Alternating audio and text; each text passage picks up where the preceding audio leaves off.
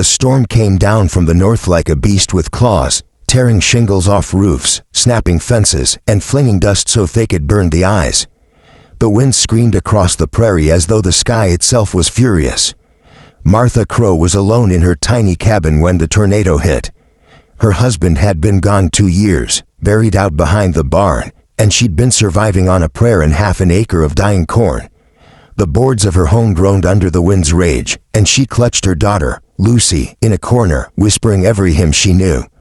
Then, through the howling, came a sound that didn't belong to the storm, a horse's cry.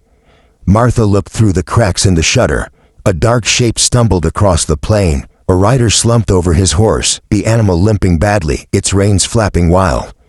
The man was headed straight for her cabin, or maybe the wind just shoved him there. When the horse collapsed near her fence, Martha didn't think, she moved. Tornado or not, she couldn't let a man die in her yard. She'd pushed through the roaring dust, her hair whipping like a flag, grabbed the stranger by his collar and dragged him toward the cabin door. Inside, Lucy screamed as the man hit the floorboards, blood streaking down from a cut above his brow. Martha barred the door against the wind and dropped to her knees beside him. "Stay with me," she said, shaking him lightly.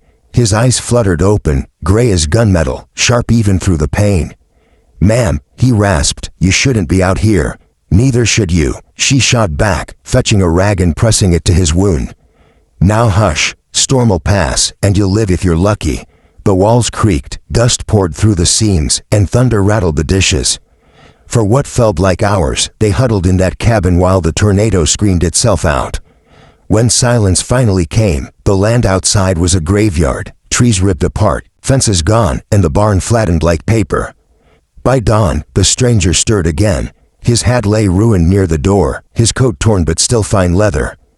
He looked around the small cabin, bare floor, thin curtains, a cracked stove, and then back at her. "You risked your life for me," he said quietly. "Why?" Martha shrugged. "Didn't seem right to let a man die in front of my child." He gave a faint smile. "Most folks wouldn't stop, especially not for a stranger." "Most folks ain't me," she said, standing and brushing her skirt. He tried to sit up and winced. "Name's Coulter Hayes." Something in that name tugged at her memory.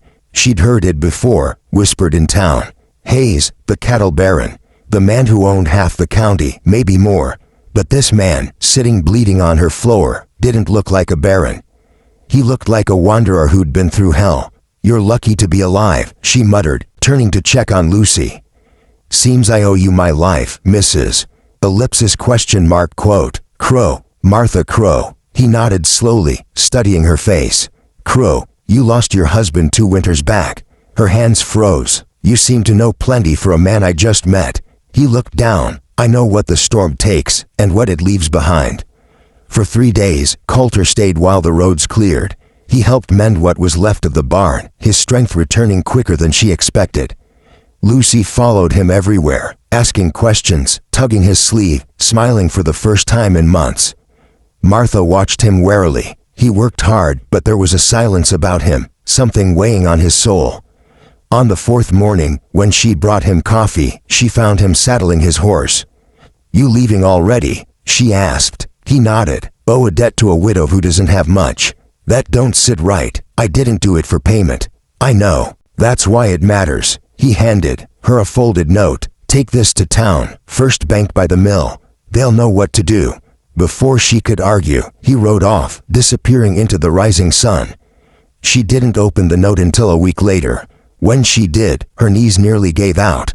Inside was a letter, signed by Coulter Hayes himself, transferring ownership of a full section of grazing land, complete with cattle and fencing. The banker looked at her as though she'd stepped out of a dream. "Mrs. Crow," he said, "this here's prime Hayes land, north of Willow Creek. Folks been trying to buy a piece of it for years." Martha couldn't speak. She just nodded, clutching the letter like it might vanish. Months passed. The new land gave her and Lucy a chance, a real chance. Neighbors helped raise a new barn, and by winter she had 20 head of cattle and money enough to hire hands. Yet every sunset, she'd stand by the fence and look toward the horizon, half expecting to see a gray-eyed cowboy ride over the ridge. Then, one evening, he did.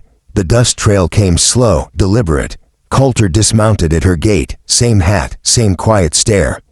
"You came back," she said softly. "Had to see how the ranch looked under its new owner," he said with a faint smile. "You've done well, Martha." She folded her arms. "You didn't tell me who you were that night." He looked down. "Didn't seem fair to. Folks act different when they know a man's got money. I wanted to see what kind of woman would open her door to a stranger in a storm." "And what did you find?" He met her eyes, something unreadable in his. "The kind I'd ride 100 miles to see again." Lucy ran out from the porch, squealing, "Mama, it's the cowboy." She threw her arms around his leg, laughing. Coulter froze, then slowly knelt, resting a hand on her shoulder. Martha's throat tightened. He looked up at her, voice low. "You saved my life, Mrs. Crow. Maybe it's time I tried to return the favor." The sun dipped behind the hills, turning the sky to golden blood red. And for the first time since her husband's death, Martha felt something she hadn't dared to feel in years: hope. Out on that scarred prairie where the tornado had once screamed, a widow, a child, and a weary cowboy stood together, silent, while the wind, soft and harmless now, carried the scent of rain and second chances.